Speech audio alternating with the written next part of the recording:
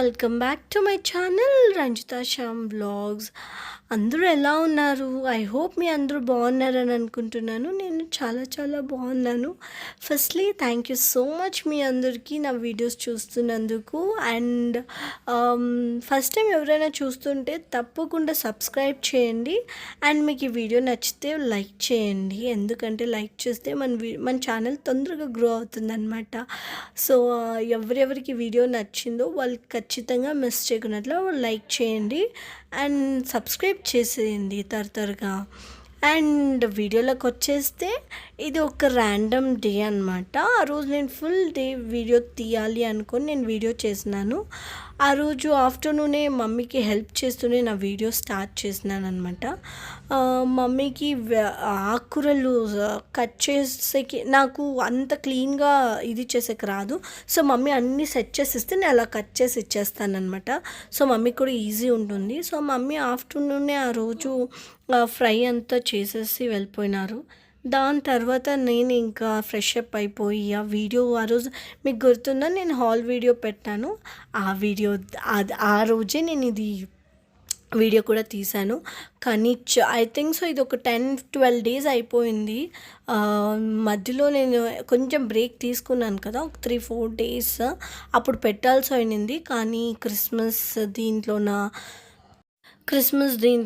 తర్వాత మధ్యలో హెల్త్ బాగలేదు. యాక్చువల్లీ కోల్డ్ అనే కంటే కాఫ్ ఎక్కువ ఉంది. చాలా ఎన్ని రెమెడీస్ హాస్పిటల్ అంతా అయిపోయింది, కాఫ్ మాత్రం తగ్గుతూనే లేదు.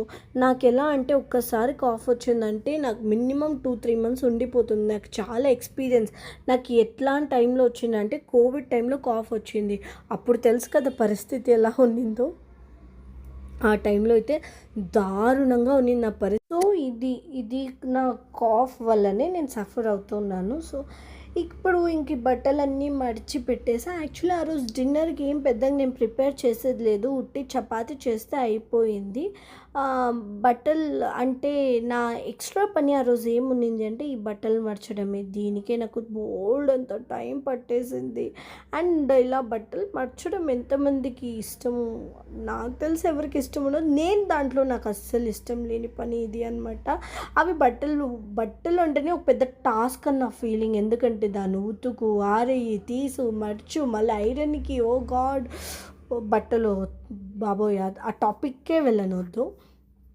సో దాని తర్వాత బట్టలు అయిపోయినాక ఇంకా మమ్మీ కాల్ చేసింది. యాక్చువల్లీ ఆ రోజు నాకు యూజువల్లీ ఎలా ఉంటుందంటే ఒకటి మమ్మీ షాప్కి వెళ్తారు, లేదంటే నేను షాప్కి వెళ్తాను.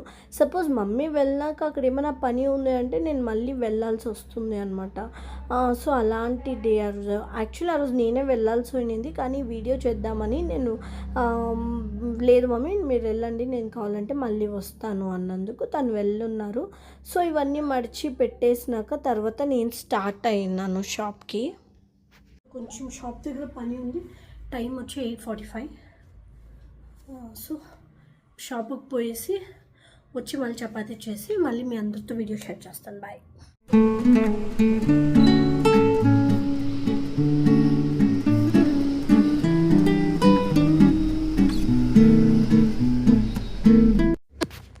బాగుంది కదా అది. యాక్చువల్లీ మా నేబర్ ఆంటీ వాళ్ళ వస్తా అంటే పిలిచి రంజిత ఏదో డెకరేషన్ చేసినాను చూడు అని. అవి వచ్చేసి ఆల్మోస్ట్ 40 years వంట. ఆంటీ 40 years నుంచి అట్లే సేవ్ చేసి పెట్టిందంటే నేను షాక్ అయిపోయినాను. సో ఆంటీ అది నాకు బాగా అనిపించి నేను వీడియో తీసుకున్నాను. అండ్ ఇక్కడ ఏం చేస్తున్నాను అంటే ఇది నెక్స్ట్ డే వీడియో. నేను చెప్పాను కదా 2-3 days 2 days అనుకుంటా, ఇఫ్ ఐమ్ నాట్ రాంగ్. 2 daysది నేను ఒకేసారి పెడుతూ ఉన్నాను.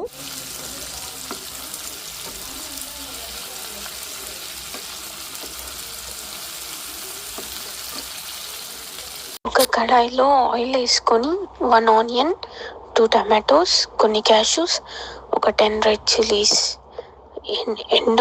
ఎండు పచ్చిమిరపకాయలు, ఓకేనా.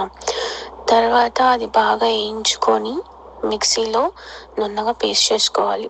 తర్వాత అదే కడాయిలో కొంచెం ఆయిల్ వేసి 1 స్పూన్ కారం పొడి, ఆ కలర్ వచ్చేదాకా అలా పెట్టి తర్వాత ఈ మిక్స్ చేసుకున్న పేస్ట్ని తీసి ఆ కడాయిలో ఆ కడాయిలో వేసి మిక్స్ చేసేసి తర్వాత మిక్సీ జార్లో కొంచెం వాటర్ వేసి ఆ వాటర్ కూడా దాంట్లో వేసి తర్వాత పైన కస్తూరి మేతి, కొత్తిమీర, గరం మసాలా ఇన్ని వేసేసి ఒక 10 minutes మూత పెట్టేసి సిమ్లో.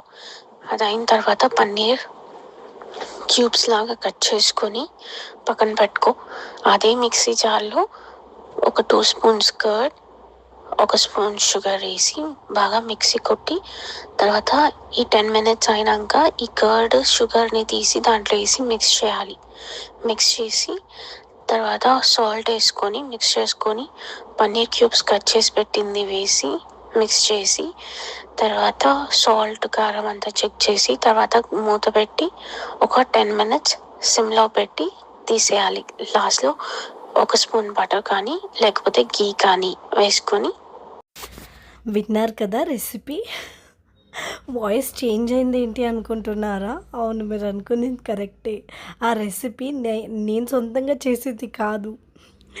నా బెస్ట్ ఫ్రెండ్ చందు నేర్పిస్తే నేను అది చేశాననమాట. నాకు ఈ ఒక్కొక్క స్టెప్పు నాకు కావాలి అన్నందుకు పాపం రికార్డ్ చేసి మరీ పెట్టింది. ప్రతి స్టెప్పు కడాయి పెట్టు. So sweet of her. Thank you so much Chandu. So ఆ రెసిపీ కానీ చాలా బాగుండింది. హిట్ ఆర్ ఫ్లాప్ అన్నాను కదా, ఈ రెసిపీ హిట్ అయింది. అండ్ ఫస్ట్లీ థ్యాంక్ యూ చందుమా. ఈ సెకండ్ రెసిపీ వచ్చేసి బిర్యానీ. ఈ బిర్యానీ కూడా నాకు బాగా తెలిసిన ఒక వెజిటేబుల్ షాప్ ఉంది. నేను ఈరోజు ఏం చేయాలో తెలీదన్న చికెన్ తీసుకొని పోతున్నాను అంటే ఆ బిర్యానీ చేయండి అన్న, నాకు అంత బాగా రాదు అంటే నేను నీకు రెసిపీ చెప్తానమ్మా అని మమ్మీ వచ్చే లోపల చేసేద్దాము షాప్ నుంచి అని నేను ట్రై చేస్తూ ఉన్నాను. యాక్చువల్లీ బిర్యానీ చేసేకపోయినాను కానీ అది చికెన్ పులావ్ లాగా అయ్యింది. ఇంకా నెక్స్ట్ డే అయితే లిటరలీ అది కొంచెం రైస్ ఇంకా మిగిలిపోతే జీవ తెలుసు కదా వచ్చినాడు. ఎవరు తినలేదు కానీ నేను జీవాని తినాల్సి వచ్చింది అది finally. And Jeeva was like, అక్క ఇది చికెన్ బిర్యానీ అని చెప్పొద్దు, పులావ్ అని చెప్పొద్దు. వాడు లిటరలీ దానికి టమాటో బాత్ అని టైటిల్ ఇచ్చినాడు. అరే చికెన్ ఉంది కదరా అంటే ఏం చేస్తావు అక్క అన్నాడు. అండ్ దాంట్లో ఉప్పు కారం కూడా చాలా తక్కువ పడింది. కానీ నాకేంటి అంటే రాదు అంటే అది మరీ ఎక్కువగా నేర్చుకోవాలని ఆశ అనమాట. ఇలాగే కొన్ని బాగా నేర్చుకున్నాను. ఇలా చెప్పినే కబాబ్ బాగా నేర్చుకున్నాను. కబాబ్ మాత్రం ప్రాణం తినేస్తారు నన్ను వీళ్ళందరూ కలిసి. కానీ ఇలాంటి బిర్యానీలు ఇలా ఏమైనా ఫ్లాప్ అయితే నెక్స్ట్ టైం చేయదక్క అంటారు. అయితే కబాబ్ చేయను అంటే మాత్రం ఒప్పుకోరు. కబాబ్ మాత్రం వీళ్ళకి కావాలి కానీ ఇలాంటివి వద్దు. సో ఈ వ్లాగ్ మీకు నచ్చేసింది అనుకుంటా. కొంచెం బోర్ కొడితే ఏమనుకోవద్దండి. Thank you so much for watching. Bye, take care.